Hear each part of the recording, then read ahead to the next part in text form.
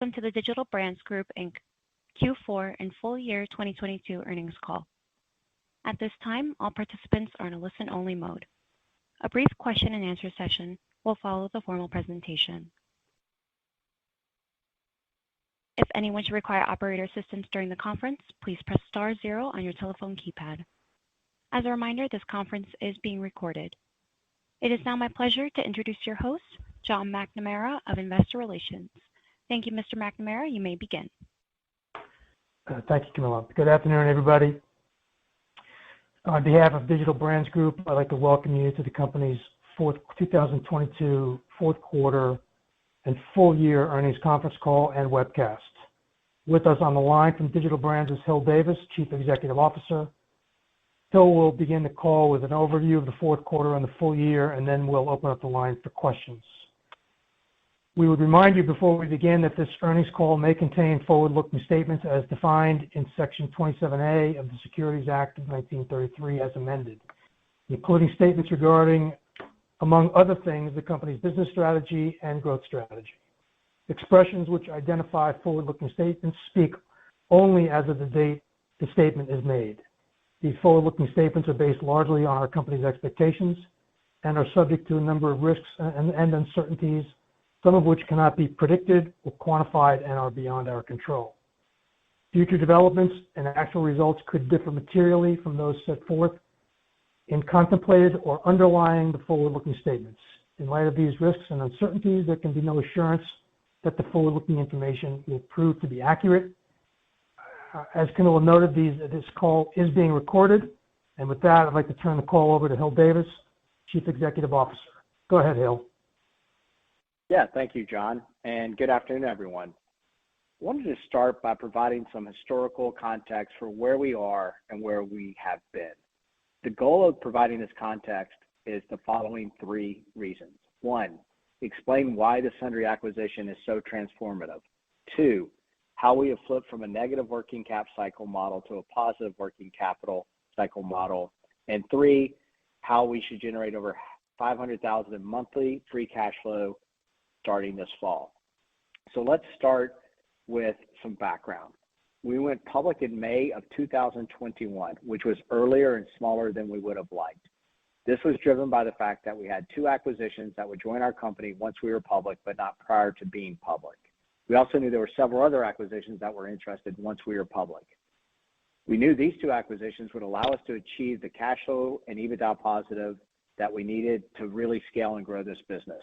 In short, we had the path to profitability and we had the acquisitions to make this happen. The first acquisition was Stateside, which we closed in August of 2021.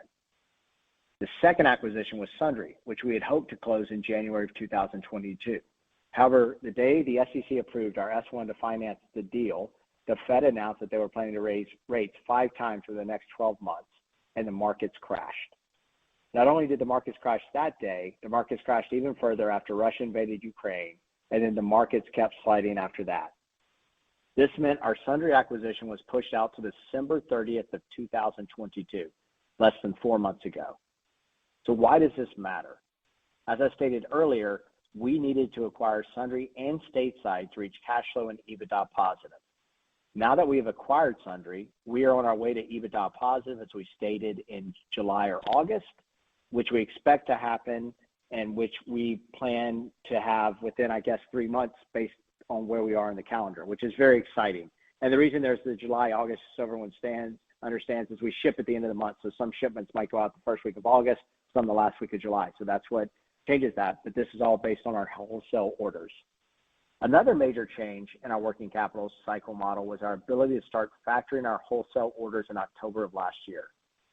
Factoring allows us to receive cash for 65% of our wholesale orders upfront from the factor when we ship the orders, versus previously we had to wait 60 to 90 days to be paid by the retailer, and we were making the product 60 to 90 days in advance. So it was a negative 4 to 6 month working cap cycle that is now positive upon shipment.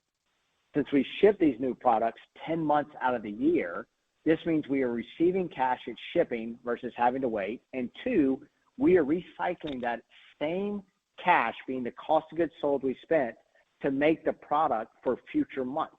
So an example, we ship in April, we'll use that cash for all the product from our factor to make basically June.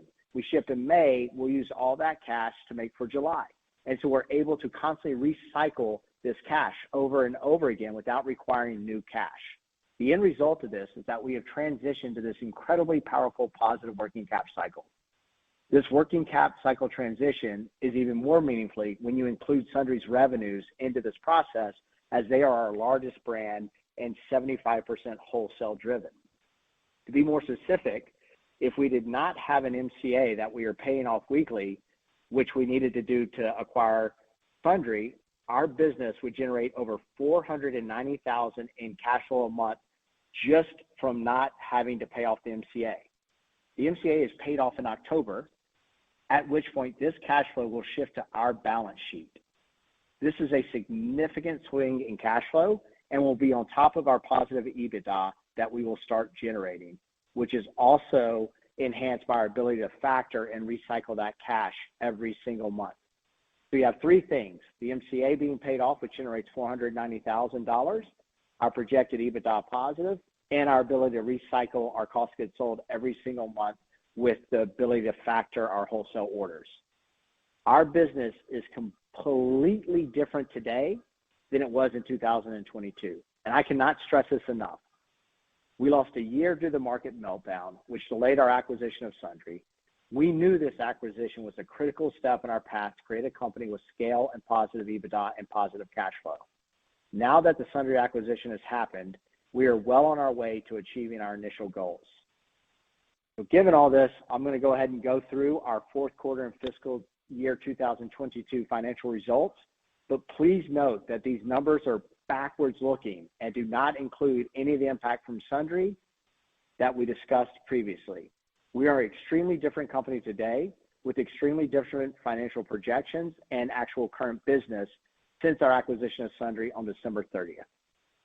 The results for the fourth quarter, which again excluded any contribution from Sundry. We actually had a net revenue decrease of 15.8% compared to $3.4 million versus the previous year due to the fact that, due to two things.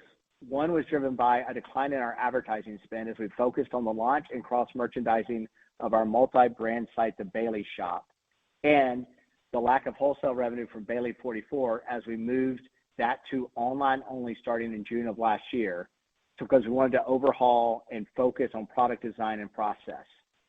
Regarding the Bailey Shop, this is very important.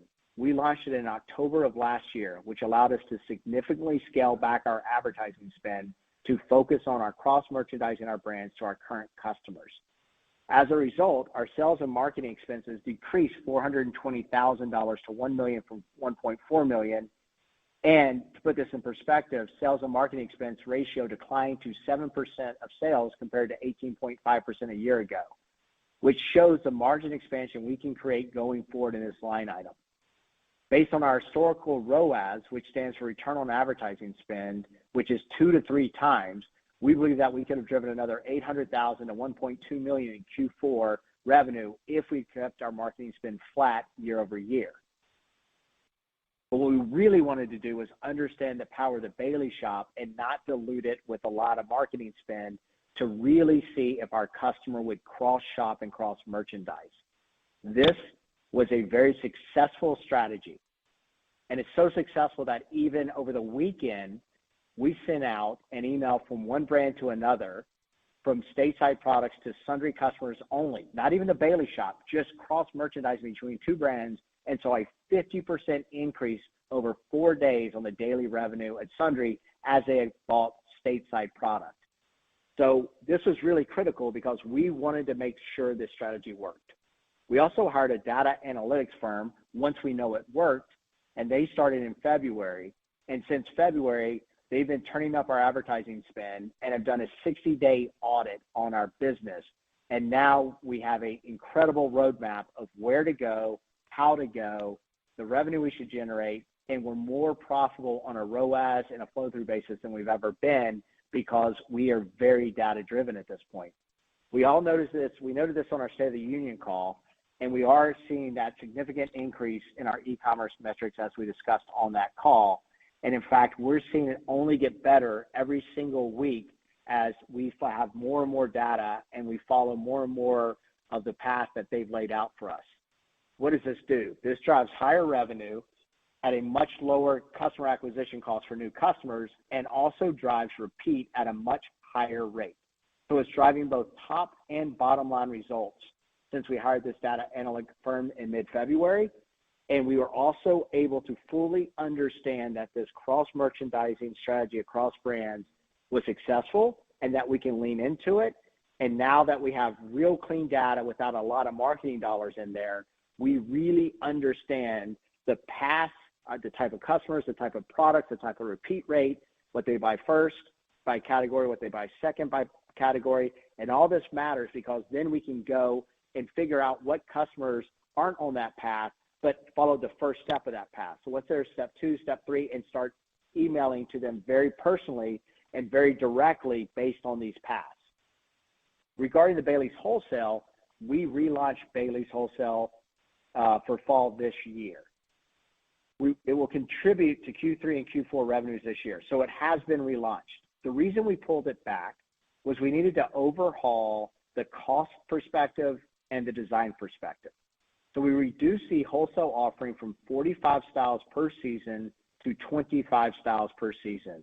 This has meaningfully increased the profitability as just making samples of 45 styles across all the different reps in the country was costing us 15% of our wholesale revenue. That's down now in the low single digits. We also signed a license deal with a major off-price retailer for the Bailey's brand, which we expect to contribute $500,000 to $1 million in free cash flow a year starting this fall. That's not included in any of the free cash flow numbers I have mentioned previously. So again, we had to step back, fix that brand, get it tight, and it's now back in wholesale. So we will benefit from it this year while we didn't benefit from that last year. Regarding our Q4 margin and G&A expenses, our gross margin and G&A dollars and margin are not normalized due to the suggestion of our audit firm to reclassify certain G&A expenses into cost of goods sold.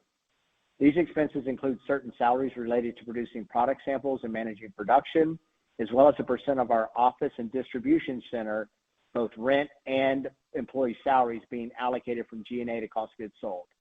Many retailers have changed where these expenses fall in the P&L post-COVID as e-commerce has become a larger part of that business. So our accountants wanted us to follow more of the standard process there, which is what we did. Therefore, the cost of goods sold for Q4 this year and last year include both the reclassification of these expenses for Q4 as well as a true up for the first 3 quarter expenses into the fourth quarter to catch it up. So you basically have the new allocation in Q4 plus catching all that back up for the first 3 quarters. Therefore, the Q4 gross margins in dollars include all of the adjustments for all 4 quarters of 2022 into just the fourth quarter alone. The result of this is an increase in the cost of goods sold by $1.2 million in Q4 of this year compared to $1 million in Q4 of last year. The adjustment also impacts G&A expenses for Q4 this year as well as last year. This results in a reduction of our G&A expenses for Q4 of both years by the exact same amounts that the cost of goods sold increased by for each year. To be clear, there's no impact to operating and net income as this adjustment simply moves expenses from G&A into cost of goods sold. So again, no effect to operating or net income. Given this, our gross profit margin for both 2022 and 2029 is actually not a result of the actual results on a standalone basis going forward. This is same for our same for G&A expenses. So gross margin profit as reported with the reclassification for Q4 22 was $642,000, which was negatively impacted by $1.2 million versus $472,000 a year ago, which was impacted by $1 million. G&A expenses for Q4 22 was $3.1 million versus $2.5 million in a year ago period, and an increase of $646,000. As you can see, we are experiencing significant operating leverage as our G&A expenses only increased $646,000, but it resulted in a $6.4 million increase in revenue. This is a significant return on our fixed cost. We are continuing to experience this leverage in 2023, which is even more impactful with the acquisition of Sundry. As we noted on our State of the Union call in March, we expect a much higher dollar flow through on this operating cost leverage now that Sundry is in our portfolio and we've moved them into our current distribution center, our current offices, consolidated the marketing teams, and consolidating different teams across the board. So we will continue to experience significant operating leverage on our revenue that we generate going forward and this year to date. Sales and marketing expenses decreased $420,000 to $1 million from $1.4 million in the year ago period, which is a percentage of sales. Sales and marketing expense ratio declined to 7% compared to 18.5% a year ago. Again, as we talked about, we did this intentional because we wanted to see if our strategy of cross-merchandising was successful without diluting it with a lot of new customer growth. We really wanted to focus on if that would work, and it did. We saw a meaningful increase of revenue associated with this marketing, which allowed us to acquire also new customers despite the decline, and they are already showing a propensity to not only repeat purchase within the brand they came into the portfolio on, they're purchasing across many of our brands, which is what is driving the success that we're seeing going forward. This was achieved before we engaged a performance and data marketing firm in mid-February to drive our digital revenue. As we stated on our State of the Union call, and as I said previously, we are already experiencing significant increases in our e-commerce results since they began their process and at a lower customer acquisition cost than we have experienced historically. Net loss attributable to common stockholders in the fourth quarter of 2022 was $15.8 million or $20.46 per share, compared to $9.7 million or $127.13 per diluted share. Net loss in Q4 of 22 included a non-cash impairment charge of $9.7 million or $12.56 per share. Additionally, there was $3 million in interest expense associated with MCA loan and some other debt financing we did, which was impacted by the earnings per share of $3.84 per share. Excluding these items, net loss for Q4 of 22 would have been a loss of $3.1 million or a loss of $4.06 per share versus a net loss of $5.9 million a year ago or a loss of $77.32 per share. What's interesting, the share count was significantly lower due to the reverse share we had to do last fall. So that's what impacted the 2021 share count. I think what's interesting here is you can see the leverage we're getting in our business just with the stateside acquisition. And now that we have Sundry, you can start to really understand the leverage we're going to get as that brand was basically 4 or 5 times larger than stateside in revenue. We're generating significant leverage on our fixed cost, and we expect to achieve EBITDA positive in July or August of this year, which is only 3 months away. Results for the fiscal 22. Net results for fiscal 2022 the net revenues increased 84.2% to $14 million compared to $7.6 million in 2021. Gross margin profit increased 218.5% to $6 million compared to $1.9 million in 2021. This is driven by an increase in our gross margin from 24.6% to 42.6%, which is an increase of 18 percentage points. We also benefited from significant operating leverage on our G&A expenses, sales and marketing, as well as our distribution expenses.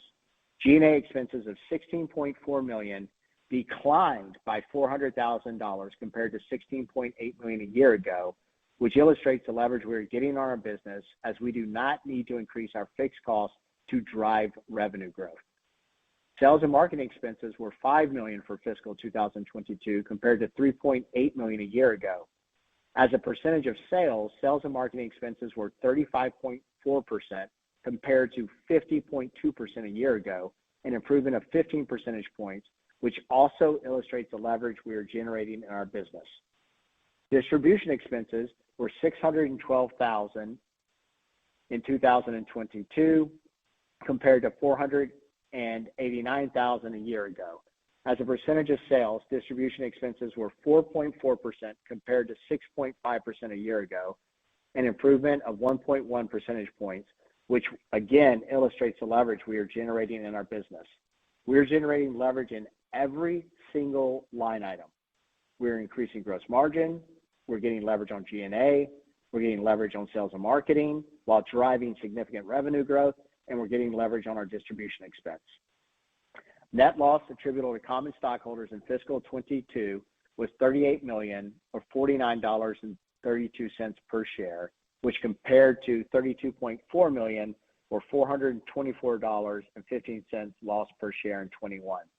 Again, the 2021 share base is abnormally low due to we just gone public and we had the reverse split. The net loss included $16.1 million in impairment charges or $20.88 per share. Additionally, there was $9 million in interest expense or $11.69 a share.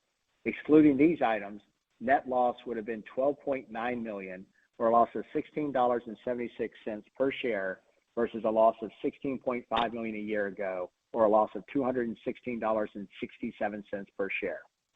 Our full year 22 financial details are included in the company's Form 10-K for the 12 months ended December 31st, 2022. In closing, I want to emphasize that our fourth quarter and fiscal year 2022 financial results are backwards looking and not reflective of the company's current condition given our acquisition of Sundry on December 30th of 2022. Our business is completely different now than it was in 2022. We lost a year due to the market meltdown, which delayed our acquisition of Sundry. We knew this acquisition, the Sundry acquisition, was a critical step in our path to create a company with scale and positive EBITDA and positive cash flow. Now that the Sundry acquisition has happened, we are well on our way to achieving our initial goals. We have transferred from a negative working cap cycle model to a positive working capital cycle model now that we can factor our wholesale orders. This working capital transition is more significant now with the Sundry acquisition and their revenue contribution, especially as it has significant wholesale volume. Not only are we benefiting from this working capital cycle transition, we are also transitioning away from our weekly MCA payments in the second week of October.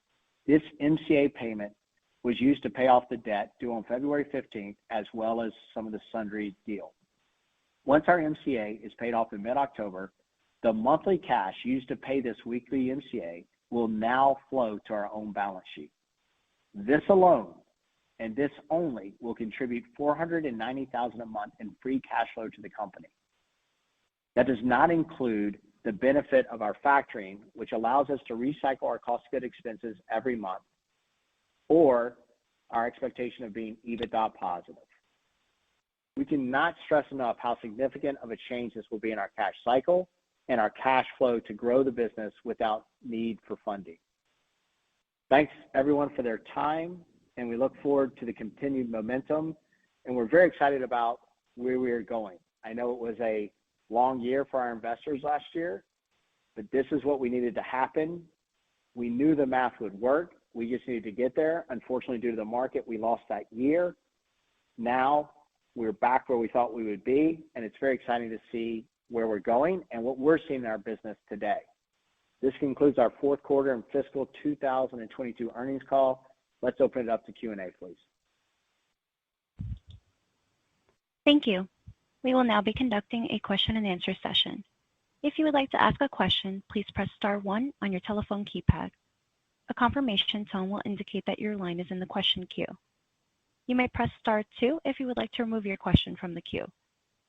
For participants using speaker equipment, it may be necessary to pick up your handset before pressing the star keys. One moment please while we pull for questions.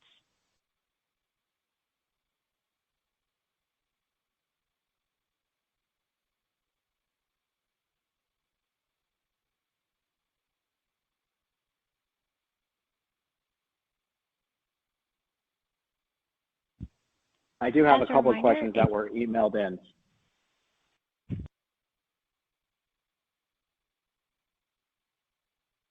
So if there are no questions that come from the Q&A, I do have a couple of questions that were emailed ahead of time. Yes, Go ahead, there are Bill, no with your- further.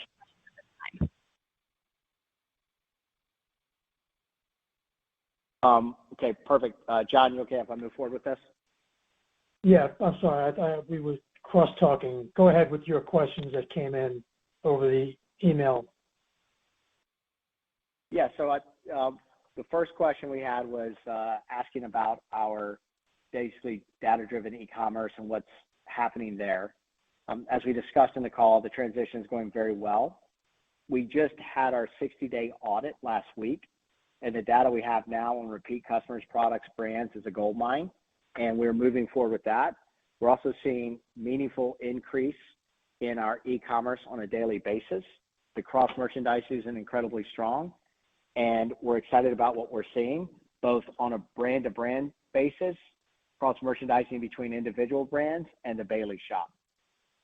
And this is very high margin revenue for us as you get the benefit of the wholesale markup as well as the retail markup.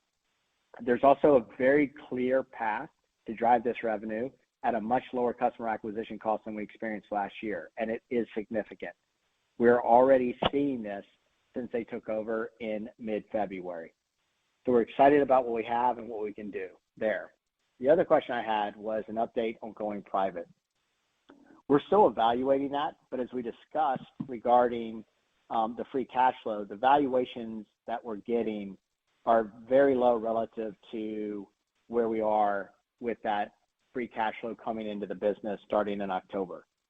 We have a lot of options with that, from acquisitions to opening stores and catalogs, which we've been looking at, to share buybacks, which we will definitely do if that is a benefit to our shareholders. This needs to any going private needs to reflect a fair free cash flow multiple. And right now, a $20 to $30 million market cap is not, or acquisition offer is not fair relative to where we think and what we know the free cash flow what we think the free cash flow should look like just on the MCA alone, not to mention the other drivers as well. We also have seen how brands have performed like Solo and Rent the Runway as they've turned the corner. And we believe that that's also opportunistic for our investors. And finally, you have the Esprit acquiring Bonobos and the reaction to that stock when they announced that, even though the Bonobos is, our understanding, losing capital. So it's all that in the best interest of the shareholders, we can see where the value of our company should be, especially when we move into October and that free cash flow cycle. So those are the two questions that I've been emailed multiple times over the last couple of weeks. Any other questions?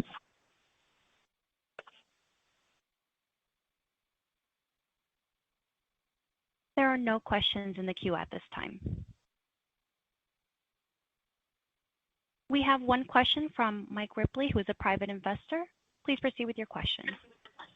Yes, congratulations on the outstanding update on the ER report. Appreciate that. And congratulations on the cross-branding of the product lines. Any projections on percentage of increase of sales with a cross-branding or percentage of possible revenue? It's hard to say right now because on a brand-by-brand basis, we're testing into it. On the Bailey shop, we've seen very significant 100%, 200% increases. On the brand-by-brand, as an example, what we talked about is over the weekend, for 4 days at least, we had the results from. We just did a curated stateside capsule and put it on the Sundry website, just emailed the Sundry customers only. And we saw our e-commerce revenue, which is significant for Sundry, which we had already doubled since we acquired it, increased by another 50% on a daily basis so far. And we're starting to talk some really, really meaningful numbers here. And we're planning to do that with a couple of our other brands. And we're looking at the audit to determine what collections and what brands we cross-merchandise, so we know it works. We also have interest from third parties that we could bring in and do a revenue share deal with as well, which is really interesting because we get their email list and we're able to cross-merchandise and put together looks and get a revenue share with no incremental cost. So there's a lot of interesting opportunities here with not only our brands, but also looking a lot more like a Revolve or a Nordstrom's, where we don't own the inventory, but we can put together looks and styles across different categories. Like, for instance, do we really want to be in shoes? We're launching a third party with a shoe brand in the next month or two. And then there's men's shorts or different things like that. What categories do we want to be in, and what categories do we think we can cross merchandise? And that basically is just a rev share deal, which is pretty meaningful with no real incremental cost to that. And we don't own the inventory of the third party brand. Okay, good. Thank you. Does that make sense? Yeah, thank you.